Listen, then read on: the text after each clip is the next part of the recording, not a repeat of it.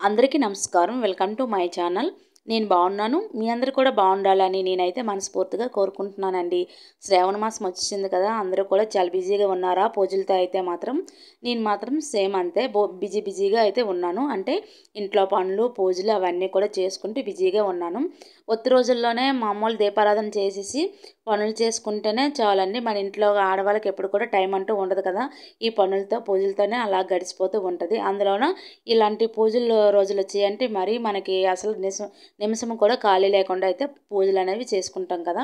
అలాగే నేను కూడా ఈ రోజు అయితే మాత్రం ఆ రోజు మంగళవారం వ్లాగ్ అండి ఇదైతే మాత్రం కొంచెం లేట్ అయితే అయిపోయింది వీడియో అనేది పెట్టడము. అయితే అందరూ కూడా మంగళగౌరి వ్రతం చేశారా? చేస్తే మాత్రం కామెంట్ చేయండి.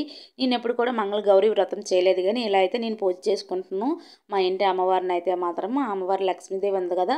అంటే శ్రావణ మాసం అంటేనే లక్ష్మీదేవికి చాలా ప్రీతికరమైన మాసం కదండి. అందుకని అమ్మవారికి అయితే చిటికెడు కుంకుమనైనా సరే అమ్మవారికి పూజ చేసుకోకపోతే నాకు మనసు అనేది తోచదు. అలాగే నేను రోజు చేయనులేండి. శుక్రవారం, మంగళవారం ఈ 2 రోజులు మాత్రము అమ్మవారికి అయితే కుంకుమార్చన చేసుకుంటాను. వీలున్నంత వరకు పువ్వులు తెచ్చుకొని పువ్వులతో కూడా అమ్మవారికి అష్టోత్తరం చదువుకుంటూ పూజ అనేది నేను ఇలా అయితే చేసుకుంటాను. ఈ మంగళవారం అనేది ఇలా చేసుకున్నాను కదా! అలాగే చిట్టి గాజులు కూడా ఉన్నాయి కదా! వాటితో కూడా అమ్మవారిని అయితే అష్టోత్తరం చదువుకుంటూ 108 మంత్రాలు ఉంటాయి కదండి. వాటిని చదువుకుంటూ చిట్టి గాజులతో అయితే నేనైతే పూజ అనేది చేసుకుంటున్నాము. శ్రావణ మాసం అంటేనే ఆడవాళ్ళకి అందులోన లక్ష్మీదేవికి చాలా ఇష్టమైన రోజు కదా! అందుకని మనం ఎప్పుడు కూడా నిండు నూరేళ్ళు సౌభాగ్యంగా ఉండాలంటే ఆ సౌభాగ్య లక్ష్మీదేవికి ఒక చిటికెడు కుంకుమనైనా సమర్పించుకొని మనం అనేది పూజ చేసుకుంటే చాలా మంచిది కదా! ఈ శ్రావణ మాసంలో శ్రావణం అనే కాదండి మామూలు రోజుల్లో కూడా అయినా సరే ప్రతి శుక్రవారం కూడా కొంచెమైనా సరే అష్టోత్తరం చదువుకుంటూ అమ్మవారిని అనేది కుంకుమార్చన చేసుకుంటే చాలా మంచిదే. ఒకవేళ అష్టోత్తరం రాని వాళ్ళు ఉంటారు కదండి, కొంతమందికి రాదు. రాని వాళ్ళైనా సరే ఇప్పుడు అందరి దగ్గర ఫొటోస్ కానీ విగ్రహాలు కానీ చిన్న చిన్నవి ఉంటూనే ఉన్నాయి కదా అమ్మవారివి. అమ్మవారిని మనసులో తలుచుకొని ఓం శ్రీమాత్రే నమః అనే మంత్రాన్ని జపిస్తూ కొంచెం కొంచెం కుంకుమను వేసుకొని ఒక 108 మంత్రాలు కానీ ఎన్నో ఒక 11 సార్లు కానీ 21 సార్లు కానీ వాళ్ళకి తోచినంత వరకు అలా పూజ చేసుకుంటే చాలా మంచిదే. అయితే నేను కూడా అలాగనే అమ్మవారిని అయితే అష్టోత్తరం చదువుకుంటూ చిట్టి గాజులతో కూడా పూజ అనేది చేసుకొని పూజ అనేది ఈ వారం అనేది ఇలా చేసుకున్నాను. మంగళవారం అనేది చేశానండి. ఈ వీడియో అనేది కొంచెం ఎడిటింగ్ చేసి పెట్టడం అనేది లేట్ అయిపోయింది. ఈరోజు ప్రసాదంగా అయితే అమ్మవారికి పాలు పెట్టుకొని చిట్టి గాజులు కుంకుమతోని అందులోన పువ్వులతో అయితే అర్చన అయితే బాగా చేసుకొని పూజ అనేది చేసుకున్నాను. ఎన్ని చేసుకున్నా సరే వంట కూడా చేసుకోవాలి కదండి. ఇవన్నీ వీటితోనే కామనే. పూజతో పాటు ఇది కూడా కామనే. ఇది చేసుకోకపోతే మాత్రం అవ్వదు కదా! అందుకని ఇంట్లో కూడా వంట అనేది స్టార్ట్ చేశాను. ఏంటంటే ఒకవైపు అయితే రైస్ పెట్టాను, ఇంకోవైపు అయితే కూరకైతే తాలింపు పెట్టానండి. ఇప్పటికే కొంచెం లేట్ అయితే అయిపోయింది. బాబుకి క్యారేజ్ అయితే లంచ్ బాక్స్ అయితే పంపించాలి కదా! ఉదయాన్నే అయితే వండడం అవ్వలేదు. వంట చేశానంటే పూజ అవ్వదు, పూజ చేశానంటే వంట అవ్వదు. 2 అవ్వాలంటే కొంచెం కష్టమవుతుంది. అందుకని ఇలా అయితే చేస్తున్నాను. అంటే ఈరోజు లెగడం కూడా 5 గంటలకు లేచానండి. ఇంకొంచెం ముందు లేచుంటే బాక్స్ కట్టేసిందనేమో కొంచెం లేట్ అయితే అయిపోయింది. ప్రాబ్లం ఏం లేదు. ఈ వీధిలోనే కొంచెం దగ్గరలోనే కదా బాక్స్ కట్టి వచ్చని. అయితే అప్పటికే వంట చేస్తున్నాను కదా! మా వారికి కూడా ఫోన్ చేశాను. ఇలా వస్తే బాక్స్ ఇచ్చిదివని. అయితే అతనైతే వస్తానని చెప్పారు. అందుకే వంట అనేది నేను స్టార్ట్ చేశాను. ఒకవైపు రైస్ అయిపెట్టేసింది కదా! రైస్ కూడా అయిపోయింది కదా! ఇప్పుడైతే అన్నాన్ని కూడా వార్చేస్తున్నాను. నేను వార్చిన అన్నమే తింటామండి మేమైతే. కుక్కర్లో ఉండే అన్నం అయితే మేము తినము. అంతగా నచ్చదు వీళ్ళకి. అందుకని నేనైతే మాత్రం ఇలా అన్నం వార్చాను. ఒకవైపు అయితే మళ్ళీ అన్నం అయిపోయింది కదా! ఇప్పుడు పాలు కూడా పెట్టేశాను. కూర అయితే మాత్రం అవుతుంది. పొట్టల్స్ వండుతున్నానండి. పొట్టల్స్ కూర అయితే వండుతున్నాను. ఫ్రై చేస్తున్నాను. కొంచెం టమాటీలు అవన్నీ కూడా వేసి ఉల్లిపాయలు వేగిపోయినాక టమాటీలు ఇప్పుడు పొటాల్స్ కూడా వేసాను కదా! కొంచెం మీడియం ఫ్లేమ్లో పెట్టి కొంచెం మగ్గనిచ్చేస్తే అవి అనేది అలాగ మగ్గిపోతాయండి. చాలా బాగానే బీరకాయ కర్రీ చేస్తాం కదా అలానే ఉంటాయి. కాకపోతే కొంచెం పిక్కలనే ఉంటాయి వీటికి.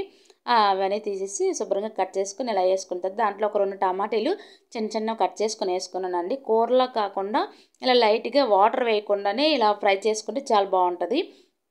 అయితే ఒకవైపు వంట చేస్తూ ఒకవైపు పనులు చేసుకుంటున్నాను కదా! అంటే గిన్నెలు తోమడం, గిన్నెలు ఇవన్నీ కూడా ఉన్నాయి. అందుకని ఒకవైపు రసం కూడా పెట్టాను. పాలైపోగానే ఇప్పుడైతే మాత్రం గిన్నెలు అయితే ఉన్నాయి.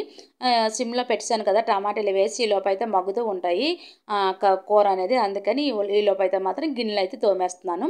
అయితే ఇలాగ ఎంతమంది చేస్తారో నాకు కామెంట్ చేయండి. ఎందుకంటే ఒకవైపు వంట చేస్తూ ఒకవైపు గిన్నెలు తోమడం కానీ ఏదో ఒకటి వంట పని మీదే ఉంటే అది ఒకటే అవుతుంది కదా! మిగతా పనులు కూడా చూసుకోవడం కూడా వంట చేసుకుండగా ఇవన్నీ కూడా చేసుకుంటే పనులు అవన్నీ కూడా అయిపోతాయి కొంచెం మనం అనుకున్న టైంకి అయితే. అదే నేను అయితే చెప్తున్నాను. అప్పుడే మా వారు వచ్చేసారు. అన్నం కూడా అయిపోయింది కదా, బాక్స్ కట్టిస్తావా అని అంటే కొంచెం టైం పడుతుంది, ఇంకో పావు గంట అని చెప్పానండి. ఎందుకంటే మరి ఇంకా అవ్వలేదు, కూరను చారు రెండు అవ్వలేదు, అన్నం అయితే అయ్యింది. కానీ ఆ రెండు అయిపోయినాక బాక్స్ అనేది కట్టియాలి బాబుకి అయితే. కొంచెం ఒక పావు గంట అయ్యాక వస్తావా అంటే మళ్ళీ వెళ్తే మళ్ళీ రావడం అవ్వదని చెప్పారు. అయితే ఒక 10 నిమిషాలు వెయిట్ చేయని చెప్పాను. అతను వెయిట్ చేస్తున్నారు కదా. ఈ లోపైతే మాత్రం కూర అయితే కొంచెం చూశాను కదా, గిన్నెలు తోమాను, అవి అక్కడే ఉన్నాయి. ఈ లోపైతే మాత్రం మగ్గాయి ఏమో చూశాను.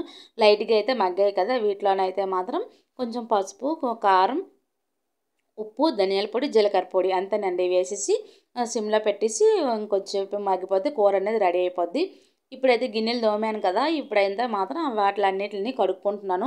మీరు ఏమనుకోకండి అదేంటి అదో బిట్టు ఇదో బిట్టు అలా తీస్తున్నామని. అంటే నేను ఏ వర్క్ చేస్తున్నానో ఆ పని చేసినాక ఈ పని చేసినాక ఆ పని అలా చేస్తూ ఉన్నాను కదా, అవన్నీ కూడా మీకు చూపిస్తున్నాను, అంతే, ఇంకేం లేదు.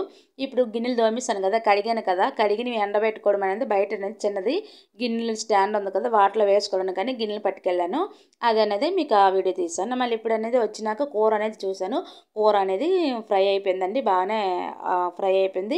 టేస్ట్ అంతా కూడా చాలా బాగుంది. ఇప్పుడు ఇంకా చారు అనేది అవ్వలేదు కదా, ఈ లోపైతే మాత్రం పచ్చిమిర్చి తెచ్చారు మార్కెట్ నుంచి. వాటిని అయితే బాక్స్లో పెట్టేసుకొని కడిగి ఉంచాను ఆల్రెడీ.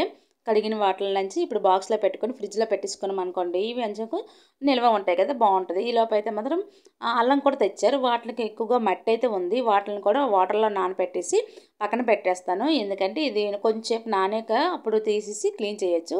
ఈ లోపు అయితే మాత్రం బాక్స్ కట్టివచ్చు అని ఇవి నానబెట్టేసి పక్కన పెట్టేస్తున్నాను.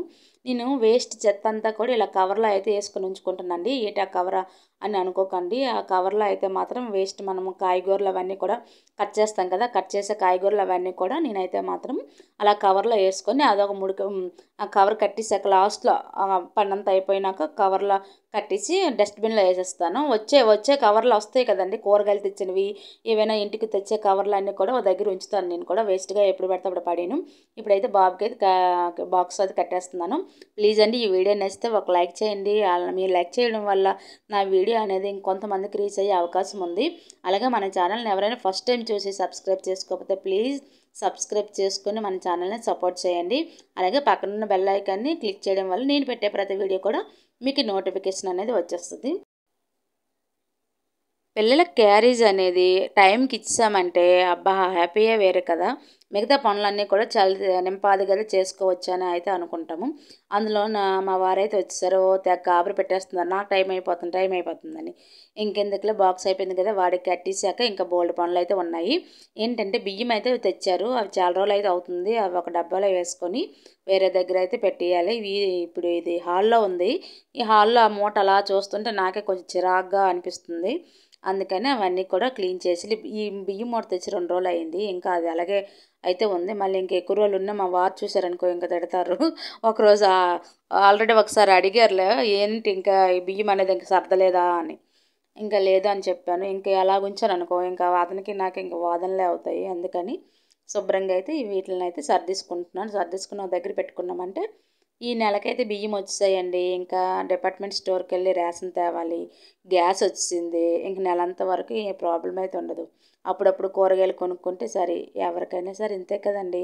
ఫ్యామిలీ అంతర్తా అన్నీ కూడా నెల వచ్చినప్పటికల్లా అన్నీ సమకూర్చుకోవాలి. అలాగే ఇది నెల స్టార్టింగ్ కదా, ఇలానే ఉంటుంది. మరి అవన్నీ కూడా కొనుక్కోవాలి. మన ఛానల్ని ఎవరైనా ఫస్ట్ టైం చూస్తే ప్లీజ్ సబ్స్క్రైబ్ చేసుకోండి. ఇన్నిసార్లు అడుగుతున్నానండి, ఏమీ అనుకోకండి. ప్లీజ్ అర్థం చేసుకొని మన ఛానల్ని సపోర్ట్ చేయండి. అలాగే ఇంతవరకు చూసినందుకు థ్యాంక్ యూ ఫర్ వాచింగ్.